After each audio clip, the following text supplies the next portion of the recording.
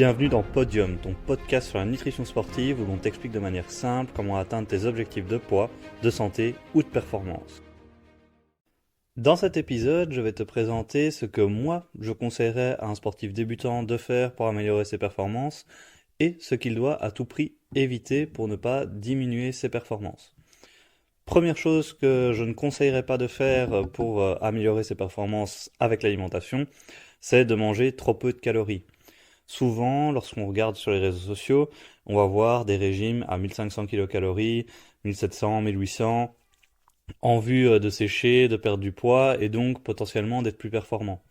Sauf qu'il ne faut pas oublier que les calories, c'est la source d'énergie de notre corps. Donc si on n'a pas assez de calories, on ne peut pas performer à son maximum et ça, il faut bien le garder en compte.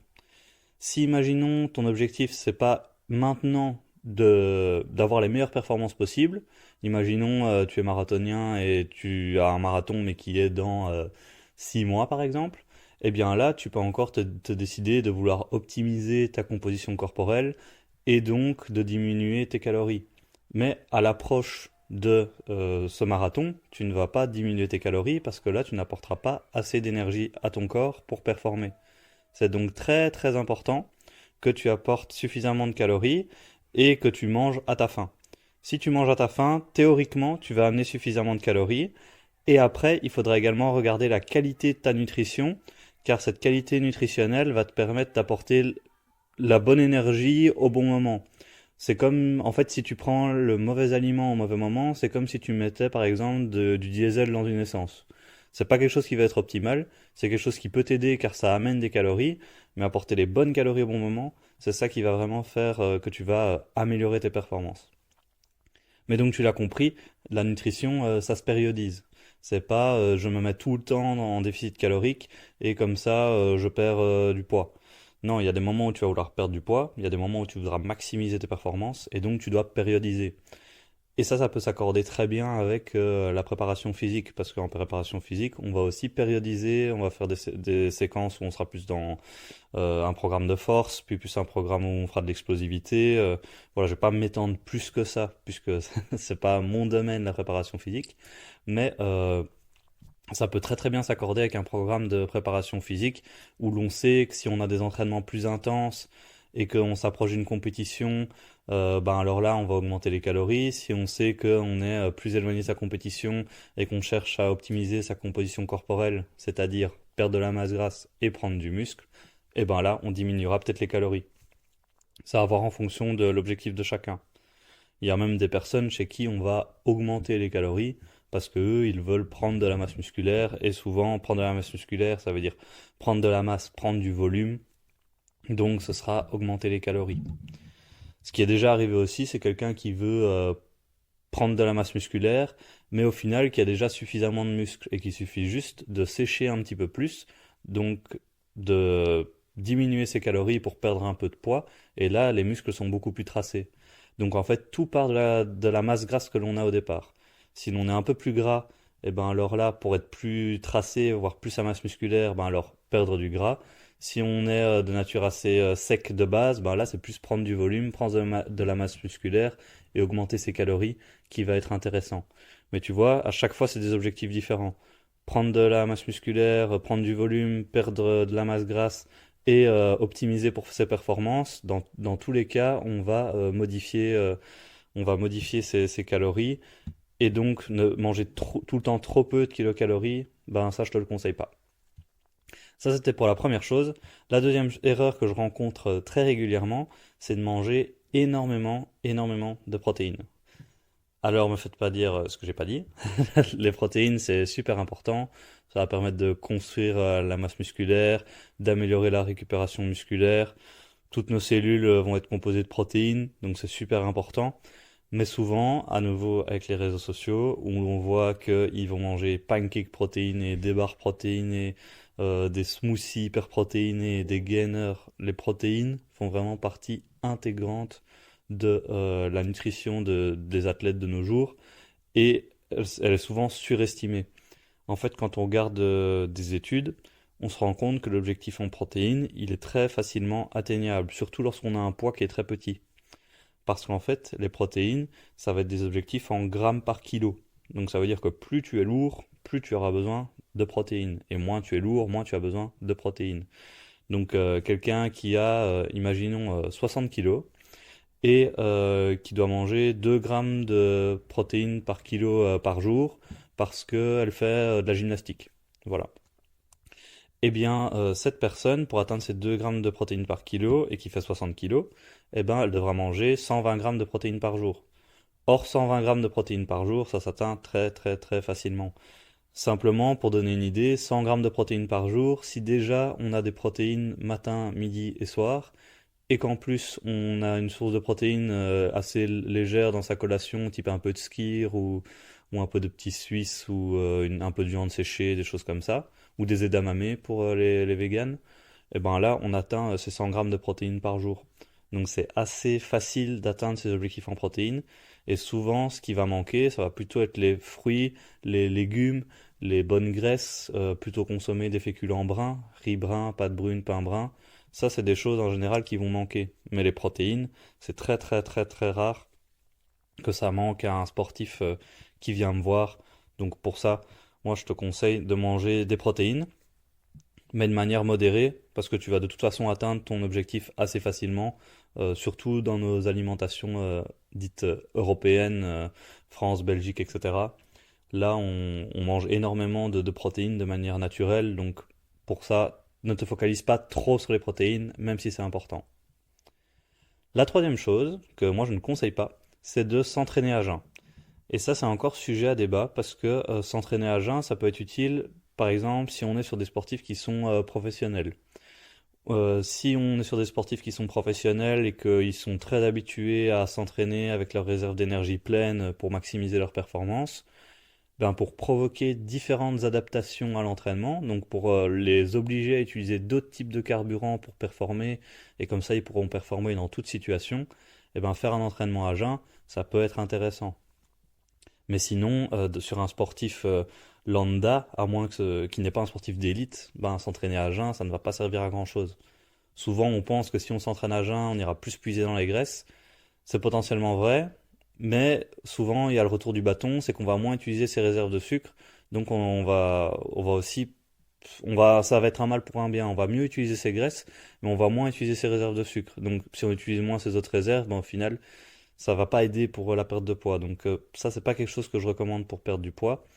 Et pour performer non plus, puisque si on performe avec des réserves d'énergie vides, ben alors on aura des moins bonnes performances. Et en plus, on aura potentiellement des fringales après l'entraînement, donc on aura beaucoup plus faim. Ça, on le remarque assez souvent sur les sportifs ou sportifs qui sont moins entraînés.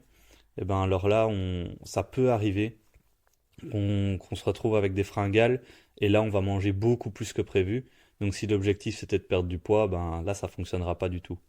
C'est pour ça que moi, s'entraîner à jeun, c'est pas quelque chose que je recommande. Une autre erreur que je vois très régulièrement, car souvent les sportifs, ça va être des gens assez motivés et qui vont vouloir faire tout à 100%, c'est d'enlever tous les aliments plaisir. Donc plus de pizza, plus de chocolat, plus de bonbons, plus de fromage gras, enfin tous les aliments qui en général sont considérés comme du plaisir. C'est de tout enlever et de faire tout à 100%. Sauf que moi, ce que je conseille, c'est toujours de respecter un certain équilibre. Car ces aliments, ils vont être présents dans la vie de tous les jours. Ils vont à un moment se présenter quand on ira au restaurant, en vacances, etc. Donc complètement les bannir, à long terme, pour moi, ce n'est pas quelque chose de faisable. Et c'est pour ça que je recommande toujours de les intégrer dans une alimentation équilibrée. Bien sûr, ça ne veut pas dire qu'il faut en consommer tous les jours, mais de ne pas se mettre de restrictions par rapport à ça. Et rien que le fait de se dire qu'on n'a pas de restrictions par rapport aux aliments, ben on aura peut-être moins tendance à vouloir absolument les consommer. Donc moi par exemple, je ne suis pas du tout fan du principe de cheat meal, où on se fixe un jour où on peut manger tout ce qu'on veut, ou un repas où on peut manger tout ce qu'on veut, parce que ça induit dans notre cerveau que lors des autres repas, on ne peut pas se faire plaisir. Alors que tous les repas sont censés faire plaisir. Normalement, notre alimentation, ça doit rester aussi un plaisir, et, euh, et c'est très important que on ne se sente pas bloqué dans une alimentation très stricte et restrictive, car la restriction, c'est pas tenable sur le long terme. Après, il faut aussi reprendre en compte le niveau auquel on veut arriver. Quelqu'un qui veut être sportif professionnel ou qui est sportif professionnel sera potentiellement beaucoup plus régulière et aura beaucoup moins d'aliments moins recommandés, on va dire, dans son alimentation. Quelqu'un qui est sportif amateur, qui veut plutôt être en bonne santé, etc., eh bien cette personne-là, oui, elle consommera plus de ce type d'aliment qui est moins recommandé, et c'est tout à fait OK. Faut remettre en perspective ses objectifs à soi et ne pas spécialement copier ce qu'on voit sur les réseaux sociaux à nouveau, où on voit qu'ils mangent uniquement des protéines à tous les repas, aucun produit sucré, sans sucre, sans gluten, sans lactose, sans goût. On ne doit pas spécialement s'orienter vers une alimentation comme ça pour atteindre ses objectifs de performance, mais toujours remettre ça en parallèle avec son niveau. Et moi, j'aime bien utiliser comme métaphore aussi, c'est d'imaginer, tu peux l'imaginer dans ta tête, d'imaginer un triangle qui est dans un équilibre instable, avec une bille au milieu. Et la bille au milieu, c'est toi. Un des coins du triangle, ce sera la performance. Un des coins du triangle, ce sera également le plaisir. Et un autre, ce sera le social. Et en fait, ta bille, vu que le triangle est en équilibre instable, donc ta bille, donc toi, tu vas à un moment être peut-être à fond dans les performances, où tu vas vraiment faire ton alimentation de performance à fond, tes entraînements à fond. Il y aura des moments où tu seras plus dans le plaisir, parce que peut-être que tu as été à fond en performance pendant tout un moment, donc tu vas être à fond dans le plaisir pendant tout un moment. Et peut-être qu'à un moment, tu seras à fond dans le social, parce que c'est pas ta priorité du moment. Et tous les moments sont ok, c'est juste que ta bille, elle ne doit pas rester tout le temps dans une direction ou dans une autre. C'est normal qu'elle bouge dans toutes les directions et qu'elle revienne parfois au centre, parfois un peu plus à gauche, parfois un peu plus à droite. Donc ne te mets pas de pression par rapport à la nutrition. La nutrition, ça doit être un support à ta performance. Ça doit pas être quelque chose ça doit pas être une charge mentale supplémentaire pour toi en fait. Si tu le perçois comme une charge mentale supplémentaire, c'est probablement que tu t'imposes trop de restrictions. Et donc là, moi ce que je conseille, c'est de lâcher un peu prise et de s'autoriser à manger de tout, mais dans les quantités adéquates. Cinquième chose à ne pas faire, c'est de prendre des tonnes de compléments alimentaires. Ça, c'est une erreur très très très fréquente également. Il y en a qui arrivent chez moi et qui ont des boîtes de compléments qui prennent 10 compléments par jour, mais très très souvent, c'est pas du tout nécessaire. Les compléments pour être en bonne santé, ben, rien qu'avec l'alimentation, on peut être en bonne santé et il n'y a pas spécialement besoin d'avoir de compléments. Et enfin, il y a pas mal d'arguments contre cela, ce que je viens de dire, c'est que par exemple, les aliments de nos jours, les sols, ils contiennent plus tous les minéraux, toutes les vitamines nécessaires pour qu'on soit en bonne santé. Les aliments sont moins riches en nutriments. Sauf que toutes les recommandations de santé actuelles, elles sont basées sur la composition actuelle des aliments. Donc, c'est pour ça que on ne voit jamais apparaître des compléments pour être en bonne santé. Moi, ce que je remarque dans la pratique, ce qui peut manquer le plus souvent, si vraiment il faut recommander un complément, ce sera souvent la vitamine D, mais uniquement en hiver. Et encore, il y a des aliments enrichis en vitamine D.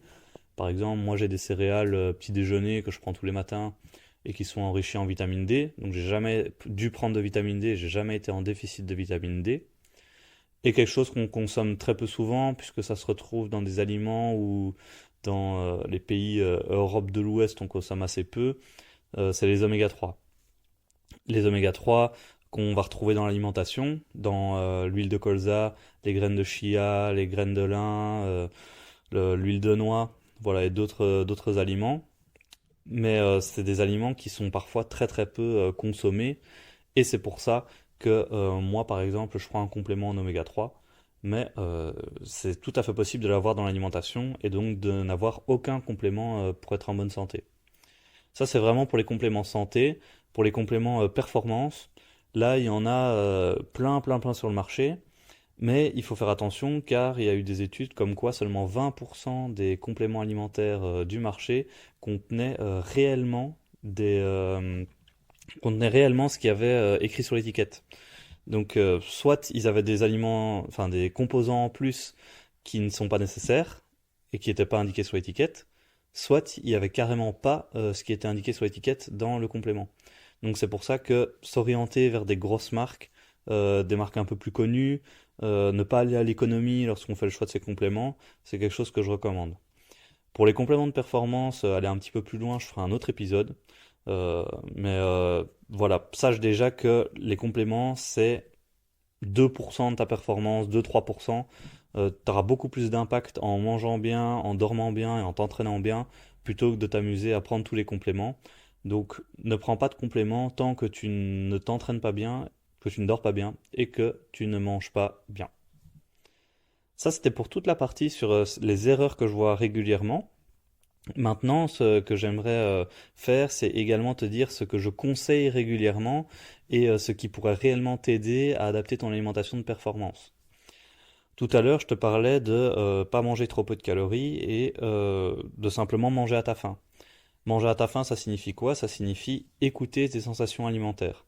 Et ça, c'est mon premier conseil, le premier conseil que je donne à tous les sportifs qui viennent me voir, et toutes les sportives d'ailleurs. J'arrête pas de dire sportifs depuis tout à l'heure, mais j'ai énormément de sportifs, j'ai même plus de sportifs qui viennent. Mais donc, pour tous les sportifs et sportives, ils doivent écouter leurs sensations alimentaires. Leurs sensations alimentaires, ça veut dire quoi? Eh bien, ça signifie que tu dois manger à ta faim et t'arrêter de manger quand t'as plus faim. Ça veut dire que tu dois manger à satiété et ressentir une sensation physique que tu n'as plus faim. Chez certains, ça va être, moi, pas, si je prends mon exemple personnel, par exemple, j'ai une petite barre juste en haut de l'estomac, je sens que j'ai une petite barre et que plus rien peut passer. Et ça, c'est ma sensation de satiété à moi. Sauf que cette sensation de satiété, tu ne peux que la ressentir si tu y es attentif déjà, si tu y es habitué, car il y a des personnes que je vois en consultation qui, eux, n'ont pas fait attention à cette sensation depuis 20, 30, 40 ans des fois. Et là, ça peut parfois être difficile de retrouver cette sensation, et du coup, ils peuvent surconsommer sans s'en rendre compte et prendre du poids par exemple. Ou alors sous-consommer systématiquement et pas arriver à bien performer, à prendre du muscle, etc. Donc vraiment, ça va être super important que tu écoutes tes sensations alimentaires et que tu trouves ton signal physique qui indique que tu n'as plus faim. Et ce sera en fait un compteur de calories personnalisé que tu auras dans ton corps. Et les jours où tu bougeras plus, potentiellement ton stop, ta satiété se manifestera plus tard. Et les jours où tu mangeras, où tu bougeras moins, là, il se manifestera plus tôt. Ça, c'est pour les sensations alimentaires. Deuxième chose, c'est d'adapter ta nutrition en fonction de ton sport. Car très souvent, les vidéos qu'on voit sur les réseaux sociaux, ça va être de l'alimentation pour la musculation. Ou du bodybuilding. Encore mieux, c'est souvent du bodybuilding. Parce que le bodybuilding, le powerlifting et la musculation, c'est des sports qui sont également très différents. Donc pour ça, il ne faut pas confondre. Par exemple, dans le bodybuilding, c'est pas rare qu'ils atteignent des 4 grammes de protéines par kilo. Or, je t'ai dit tout à l'heure, je parlais de 2 grammes de protéines par kilo. En général, dans tous les sports, on va jamais plus haut que 2 grammes de protéines par kilo. Le bodybuilding, c'est vraiment une exception où ils vont parfois aller à des taux de protéines qui sont très très très élevés. Mais sinon, ça sert à rien d'aller au-dessus des 2 grammes par kilo. En général, les règles pour maintenir, lorsqu'on est sportif, par exemple, il y avait des études sur des footballeurs, il fallait 1,4 g de protéines par kilo pour maintenir. Et en général, moi, l'objectif que je fixe pour prendre de la masse musculaire ou maintenir sa masse musculaire lorsqu'on veut sécher, eh bien, c'est 1,8 à 2 grammes par kilo. Mais tu vois, les objectifs, ils vont énormément varier. Pour les protéines aussi, pour les sports cardio, là, on a souvent moins de protéines. En fait, plus l'effort va être musculaire, plus on aura besoin de protéines, et moins l'effort est musculaire, moins on a besoin de protéines. Maintenant, aussi au niveau des glucides, ça c'est quelque chose qui va vachement changer en fonction du sport. Les glucides, c'est tout ce qu'on retrouve principalement dans les produits sport, les féculents et les fruits. Et ça va être la source principale d'énergie de ton corps. Tout à l'heure, je te parlais de diesel et d'essence. En fait, si tu as une voiture essence, l'essence, ça va être les glucides. Parce que c'est une source d'énergie qui va être métabolisée, donc utilisée très facilement. Il y a beaucoup moins, on va dire, d'intermédiaires pour transformer ces glucides en énergie. Alors que par exemple, transformer les protéines en énergie, il y a beaucoup plus d'intermédiaires et donc il y a beaucoup plus de pertes. Maintenant, pour les glucides, ce qui va être important, donc plus on a un effort qui va être cardio, plus on va augmenter les glucides, et plus on a un effort qui va être musculaire, plus on va diminuer les glucides, car c'est des efforts qui vont en fait moins puiser d'essence dans ta voiture. Quand on est sur un effort de force, ça va être théoriquement moins énergivore qu'un effort qui va être cardio. Pour que tu aies une idée des ranges, dans les sports par exemple collectifs, football, basket, etc., on sera plus vers les entre 4 et 6 et 8 grammes par kilo, grammes de glucides par kilo. Dans les sports de force, on va être inférieur à 4 grammes systématiquement. Dans les sports cardio, on peut même monter jusqu'à 12 grammes par kilo des fois, lorsqu'on est en préparation de compétition ou lorsqu'on est le jour d'une compétition. Donc ça peut être très très élevé. Et ça varie énormément d'un sport à l'autre. Donc ne te focalise pas uniquement sur ce que tu vois sur les réseaux sociaux, car souvent ça va être de la nutrition de bodybuilding. Focalise-toi sur le sport que tu fais et reste logique. Si c'est un sport qui te demande plus d'énergie, plus de glucides, si c'est un sport qui est plus musculaire, plus de protéines, si c'est un sport qui est entre les deux, il faut faire un mix des deux. Aussi, ce que je vois très régulièrement et que je conseille, c'est d'adapter sa nutrition à ses entraînements. C'est-à-dire, il faut pour ça que tu imagines que ton corps c'est une pile et avant ton entraînement, il faut que ta pile elle soit chargée à 100%. Pour qu'elle soit chargée à 100%, comme je t'ai dit, faut qu'il y ait des glucides, parce que c'est ça qui va vraiment t'apporter de l'énergie qui va être utilisée super facilement. Donc, avoir des glucides pour charger avant l'entraînement ta pile. Pendant l'entraînement, ça va dépendre de si l'entraînement est très intense ou long. Plus l'entraînement est intense ou long, plus tu peux potentiellement apporter des glucides durant l'entraînement et donc de l'énergie pour remplir ta pile. Et comme ça, ta pile se décharge moins vite et tu peux performer à haut niveau pendant plus longtemps. Et après l'effort aussi, parce que ta pile, elle va se décharger, et comme ta pile, elle se décharge, eh bien, il faut que tu la recharges pour pouvoir bien récupérer et pas être complètement claqué le lendemain. Et là, ça va dépendre du coup de l'entraînement. Il y a des entraînements juste de force où tu devras pas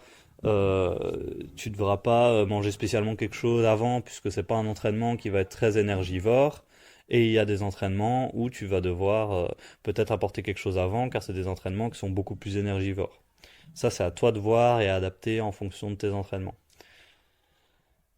Avant-dernière chose dont je veux te parler, c'est d'adapter ta nutrition en fonction de tes objectifs. Donc comme j'en ai parlé tout à l'heure, si tu veux perdre, si tu veux maintenir ou si tu veux prendre, ça va pas du tout être les mêmes objectifs. Pour perdre, là, tu dois avoir un déficit calorique. Ce déficit calorique, tu peux l'avoir en mangeant à ta faim, plus des aliments de qualité qui vont t'apporter une satiété qui est plus importante. Pour maintenir, tu fais exactement la même chose que pour perdre, sauf que tu vas avoir peut-être un peu plus d'écart et peut-être des collations un petit peu plus riches ou un peu plus de féculents dans ton assiette, car ça t'apporte plus de glucides, donc plus d'énergie. Et lorsque tu veux prendre, eh ben là, tu vas favoriser des plus grosses quantités lors des collations et des repas. Et si jamais, petit tips, si jamais tu as du mal à manger des grosses quantités, ben consommer des boissons liquides comme des smoothies hyper boostés par exemple, ben ça va t'aider à prendre aussi de la masse musculaire. Je fais encore d'autres guides sur la perte de poids et sur la prise de masse par la suite, donc j'en parlerai plus en détail. Mais comme ça, tu as déjà une idée de comment adapter en fonction de tes objectifs. Et après, comme je t'en ai parlé, adapter en fonction de son niveau. C'est-à-dire que si tu es un sportif ou une sportive amateur, semi-professionnel ou professionnel, tu vas pas te mettre les mêmes exigences. Si ton objectif c'est simplement d'être en bonne santé, essaie de diminuer la charge mentale le plus possible, continue à te faire plaisir et garde en tête que tu dois avoir un certain pourcentage de réussite. Par exemple, ce qui va t'apporter le plus de résultats pour le moins d'efforts, c'est que tu changes quelque chose que tu fais très régulièrement moins bien. Par exemple, si tu veux perdre de la masse grasse et que tu manges très régulièrement de la viande très grasse, eh bien rien qu'en changeant cette viande grasse en viande plus maigre, ben là tu auras des résultats. C'est comme ça qu'il y en a des fois, ils enlèvent juste l'alcool et ils perdent énormément de poids. C'est parce que l'alcool c'était quelque chose qu'ils consommaient en grosse quantité et très régulièrement, et donc rien qu'en diminuant cette quantité d'alcool, ils ont perdu du poids. Mais c'est pas toujours le cas. Des fois, il y en a, ils boivent pas d'alcool, ils mangent pas très sucré, ils mangent pas des énormes quantités, et pourtant ils n'arrivent pas à perdre. C'est peut-être parce qu'au niveau de la qualité alimentaire, si c'est pas au niveau des quantités, c'est qu'au niveau de la qualité alimentaire, il y a des choses à revoir. Maintenant, j'ai fini cette petite aparté sur la perte de poids. Mais pour un sportif semi-pro, là, évidemment, il sera un petit peu plus à cheval sur les recommandations nutritionnelles et il essaiera, par exemple, si le sportif amateur, lui, on va dire, il mange bien 70% du temps, le semi-pro, il mangera bien 80% du temps, et le pro, il va manger bien 95-100% du temps, plus des moments où il se fait plaisir parce que il est très loin d'une compétition ou des choses comme ça. Mais tu dois pas spécialement être à 100% tout le temps. La nutrition, ça va rarement être tout noir ou tout blanc, ça va souvent être du gris, et toi tu vas devoir naviguer entre tes obligations personnelles et professionnelles. Si tu as beaucoup de boulot, c'est difficile de manger chaud 2 fois par jour. Si tu as des enfants, que tu dois t'occuper d'eux, bah, tu peux pas te faire à manger tous les jours non plus. Donc tu dois juste faire ton maximum, et c'est pas grave si c'est pas parfait. Vaut mieux que ce soit fait que pas fait du tout. Et être perfectionniste en nutrition, ben très rarement ça sert pas à grand chose et ça peut même à long terme vouloir être perfectionniste, vouloir tout contrôler, ben ça peut même provoquer des troubles du comportement alimentaire. Donc pour ça, peu importe ton niveau, décharge-toi un maximum de la charge mentale liée à l'alimentation. Ça en est fini pour ce podcast sur la nutrition sportive, le guide pour débutants avec mes petits conseils à faire et à ne pas faire. J'espère que ça t'aura plu. Moi en tout cas ça m'a particulièrement plu, c'est le premier épisode que j'enregistre vraiment tout seul et j'aime vraiment bien ce format de podcast où je peux discuter et développer ma pensée plus longtemps sans vraiment avoir un script particulier. Juste là j'ai juste quelques bullet points devant moi que j'ai développé avec toi. Et moi, ça me plaît, ça me plaît vraiment bien. Donc, j'espère que toi, ça t'a plu à toi aussi. Si c'est le cas, n'oublie pas que tu peux mettre 5 étoiles à ce podcast sur la plateforme sur laquelle tu l'écoutes. Ça permettra à ce podcast de se faire découvrir un peu plus par d'autres personnes. Enfin, tu connais la chanson maintenant. Mais ça me ferait très plaisir si tu pouvais mettre 5 étoiles à ce podcast. Et moi, je te dis à bientôt dans un prochain épisode. Salut!